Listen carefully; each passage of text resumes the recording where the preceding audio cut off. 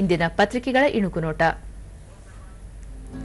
ಪರಿಶಿಷ್ಟ ಜಾತಿಗೆ ಒಳ ಮೀಸಲು ಗ್ಯಾರಂಟಿ, ವಿಶೇಷ ಸಂಪುಟ ಸಭೆಯಲ್ಲಿ ಸಿದ್ದರಾಮಯ್ಯ ಸರ್ಕಾರದ ಐತಿಹಾಸಿಕ ನಿರ್ಣಯ, 3 ದಶಕಗಳ ಆಗ್ರಹ ನಿರೀಕ್ಷೆ ಸಾಕಾರ.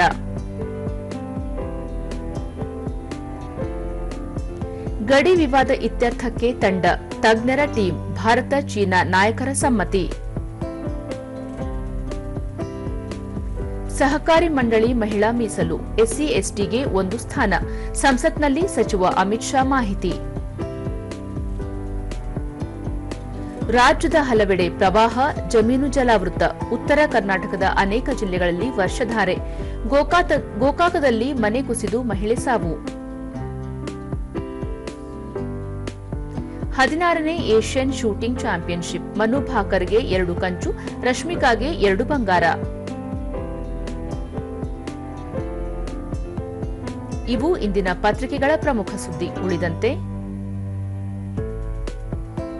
ಪಾಲಿಕೆ ಚುನಾವಣೆಗೆ ಸಿದ್ಧತೆ, ಸೆಪ್ಟೆಂಬರ್ 2ರಂದು ಅಧಿಸೂಚನೆ ಪ್ರಕಟ, ಡಿಕೆ ಶಿವಕುಮಾರ್.